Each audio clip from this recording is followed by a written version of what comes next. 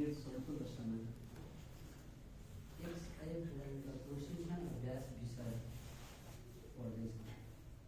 पढिरहेका छौँ। अब यस प्रसङ्गमा 3 वर्ष बिएड हुँदाखेरि क्याम्पसमा यसको छुट्टै घन्टी हरेक दिन नियमित रूपमा पठन पाठ हुने छुट्टै घन्टीको व्यवस्था थिएन, एउटा नियमित कक्षाको व्यवस्था थिएन।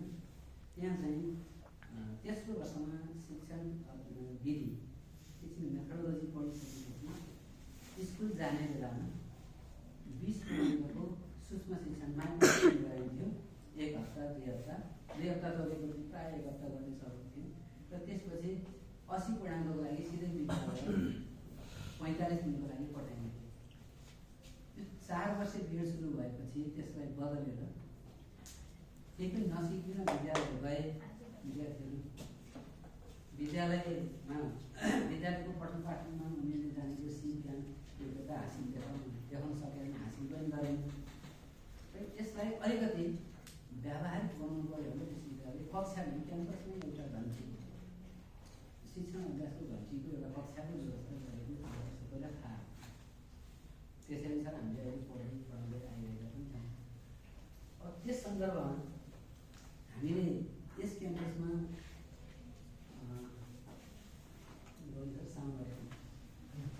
साउनबाट 2082 साउन महिनाबाट यस क्याम्पसमा 4थो वर्षको पढाइ सुरु भयो।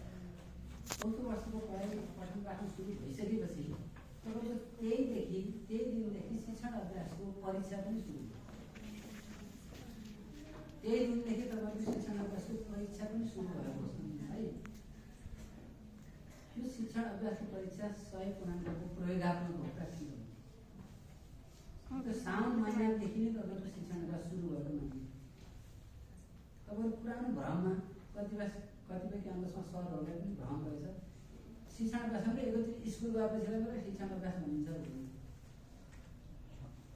साउन महिनामा जब जुन दिनदेखि पठन पाठन सुरु भयो त्यही दिनदेखि तपाईँले हरेक दिन क्याम्पसमै शिक्षण अभ्यास कार्यक्रम चल्छ र 4थो वर्षको पठन पाठन नसकिन्जेलसम्म तपाईँले यो कार्यक्रम लगातार चलिरहन्छ, चल्नै पर्छ।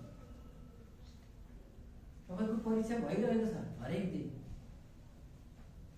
त्यो आन्तरिक परीक्षा हो। 100 पूर्णाङ्कको प्रयोगमध्ये आन्तरिक शिक्षकले तपाईँको क्याम्पसमा तपाईँको आफ्नो विषय पढाउने शिक्षकले आन्तरिक मूल्याङ्कन गरिरहनुपर्छ, तपाईँले पढाइरहनुपर्छ। त्यसमा तपाईँहरू कति सहभागी हुनुहुन्छ त्यो तपाईँले आफूले ख्याल गर्नु। तपाईँलाई त्यो परीक्षाको प्राप्ताङ्क चाहिने हो कि होइन। तपाईँ विद्यालय जानु छ भने विद्यालय जम्मा 60 पूर्णाङ्कको हुन्छ। 60 पूर्णाङ्क भने तपाईँले 5 चाहिँ विद्यालयले दिन्छ, 60 मा 5 विद्यालय दिन्छ, 55 रह्यो होइन। त्यो 55 मा पनि फेरि 20 पूर्णाङ्क चाहिँ हामी यहीँबाट तपाईँको कक्षा हेर्न जाने शिक्षकले दिनु। बाह्य परीक्षा माथि बाह्य परीक्षाको हातमा जम्मा 40 पूर्णाङ्क। तपाईँले के सोच्नु भएको छ सबैजना स्कुल गएपछि सबै भइहाल्छ भन्ने। स्कुल गएपछि हुन्छ 40 पूर्णाङ्क हुन्छ, ख्याल गर्नु। तपाईँ कति पूर्णाङ्कको परीक्षा दिने इच्छा छ? राम्रोसँग सम्झिनु है, सुन्नु। तपाईँको 40 पूर्णाङ्कको लागि मात्रै विद्यालय जानुहुन्छ। 35 पूर्णाङ्क यही हुन्छ सूक्ष्म शिक्षणको सहकारी शिक्षणको। त्यहाँ हेर्नु त सूक्ष्म शिक्षण छ त्यो 15 पूर्णाङ्क हो। अनि त्यहाँ सहकारी शिक्षण छ त्यो 20 पूर्णाङ्क हो। त्यसमा तपाईँले कति जाँच दिइसकेको आफैलाई सोध्नु। कति पूर्णाङ्कको जाँच दिइसक्नु।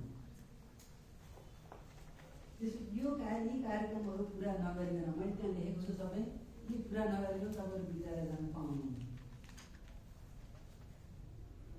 अनि अर्को कुरा पनि तपाईँलाई फेरि भ्रम नहोस्। कतिपय क्याम्पसमा शिक्षकहरूलाई पनि विद्यार्थी भ्रम के छ भने शिक्षण अभ्यास भनेको पाठशाला बनाउने घर बुझाइ सहयोग गराइदिने।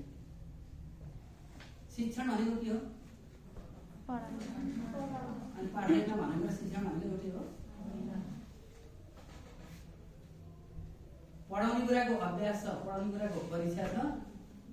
अनि मैले पाठशाला बनाइसकेँ भनेर हुँदैन। बनाएर कति पढाउनु तोकेको छ त्यो अनुसार पढाउनु हो कि पढाउनु भएन।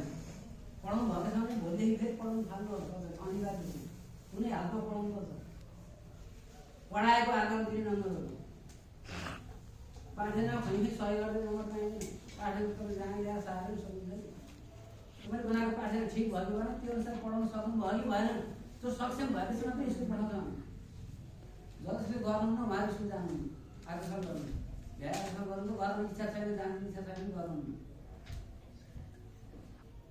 शिक्षण अभ्यास गर्ने कि नगरे तपाईँले आफूले सोध्नु। गर्ने हो भने नियमअनुसारको कार्यक्रम तपाईँले भाग लिनैपर्छ।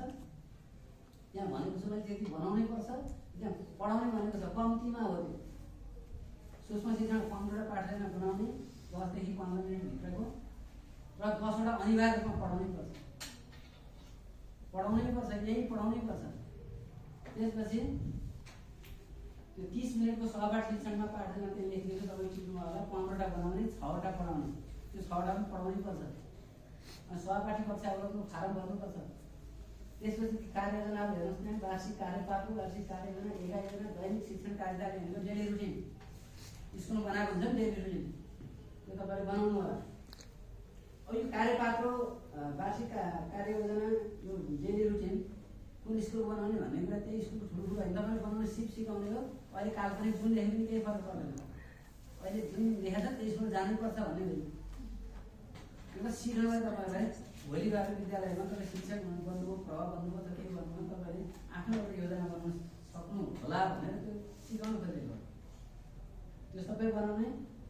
आफू पढेको पहिला पढेको विद्यालयको राखेको हुन्छ जुन नागरिक विद्यालयको राखेको हुन्छ सबै बनाएर तपाईँहरू तयारीमा बस्नुलाई हामी तपाईँहरूलाई छिटै विद्यार्थी मलाई धेरै फोन गर्नु कहिले सुधार अनि तपाईँ यहाँ गर्ने काम सबै गर्नु भनेर गरेको छैन किन सोध्नु। यहाँ कति लिखित हाम्रो लिखित परीक्षा कहिले छ तपाईँ तयारीमा हुनुभयो पढेर सबै सकियो हामी पढेर धेरै पोखिँदा कहिले जान्थ्यो होला भन्ने सोचेको भयो।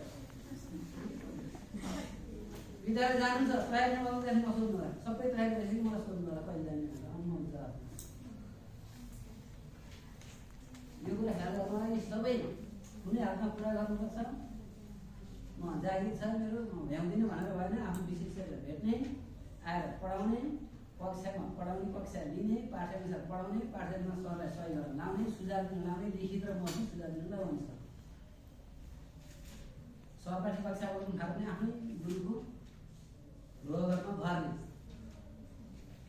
त्यो सबै तयारी गरेर आन्तरिक तपाईँको सुपरभाइजर छ तपाईँ विषय शिक्षक अथवा आन्तरिक सुपरभाइजर शिक्षकले प्राध्यापकले मेरो विद्यार्थी सूक्ष्म शिक्षण सर्वशिक्षण सबै पढाएर पनि बनाएर पनि सम्पन्न गर्नुभएको छ। उहाँले लेखेर प्रमाणित नगरिकन म तपाईँलाई विद्यालय पठाउँछु। आफै जानु चिठी पाउनु त्यसको नियम यो हो। हामी विश्वविद्यालयको आङ्गिक क्याम्पस हो। सरकारी क्याम्पस भन्छ सरकारी भन्दैन आङ्गिक क्याम्पस हो। विद्यालयको आफ्नै क्याम्पस हो। यो आङ्गिक क्याम्पसमा जे गरे नि हुन्छ र हामी त नमुना बनाएर देखाउने अरूको छोटो म धेरै बोल्दिनँ। शिक्षा किन गराएको झाडा डाँडा भन्ने मान्छे पढ्नु छोडेको छ के यो सिक्नलाई गरेर राखेको सिक्नलाई झाडा डाँडालाई होइन। भोलि त्यहाँ गएर स्कुल पढाउँदाखेरि पाठशाला यहाँ बनाएर सिक्नु भयो भने पढाउनु भयो भने त्यहाँ सकिन्छ। सिकेको यो त्यसै शिक्षा शास्त्र सञ्चालन प्राविधिक विषयमा हामीले टेक्निकल सब्जेक्ट भन्छ किन यहाँ तपाईँले प्रयोग र व्यवहार गरेर आफ्नो दक्षता हासिल गर्नु। त्यसो भएको हुनाले यी कुराहरूलाई तपाईँले राम्रोसँग वर्णन गर्नु होला। आजको कार्यक्रम तपाईँको अवस्था अहिले कस्तो छ के छ। हामी विषय शिक्षकलाई पनि यहाँ आफ्नो त्यो अहिलेसम्मको विद्यार्थीको शिक्षण अभ्यासको प्रगति विवरण आफूले शिक्षण कार्य गरेको शिक्षण अभ्यासमा विद्यार्थी सँगै मिलाएको कार्यक्रमको प्रगति विवरण हामी भन्न लगाउँछौँ। उहाँहरू आफ्नो पर्सनल कार्यको साथहरू भन्नुहुन्छ आफ्नो अनुभव हुनेछ। तपाईँलाई पनि हामी आफ्नो अनुभव भन्न लगाउँछौँ। के गर्नुभएको छ कति गर्नुभएको छ तपाईँ परीक्षा दिन इच्छुक हुनुहुन्छ नि भने यहीबाट थाहा हुन्छ। तपाईँ परीक्षा दिने नै हो भने यो कार्यक्रम अनुसार तपाईँहरू सहभागी हुनुपर्छ। यो सम्पन्न गर्नुपर्छ। होइन मैले अहिले भ्याउँदिनँ आरक्षण गर्छु भने पाइन्छ। भोलि विद्यालय जाँदा पनि जहाँ गर्दा पनि म त भर्खर बिहा गरेको थिएँ माइत गएको थिएँ ससुराली गएको थिएँ मावली गएको थिएँ भनेर सुख पाइँदैन। मेरो त पेटमा बच्चा छ, म त सक्दिनँ भन्न पनि पाइँदैन। अर्को साल होइन ठिक छ, जस्तो सम्भावना छैन भने अर्को साल गर्न पाउँदैन। नसके कसैले मलाई जाँच दिनु छ तर म गर्न चाहिँ सक्दिनँ भन्न पाइँदैन। परीक्षा दिने भने गरेर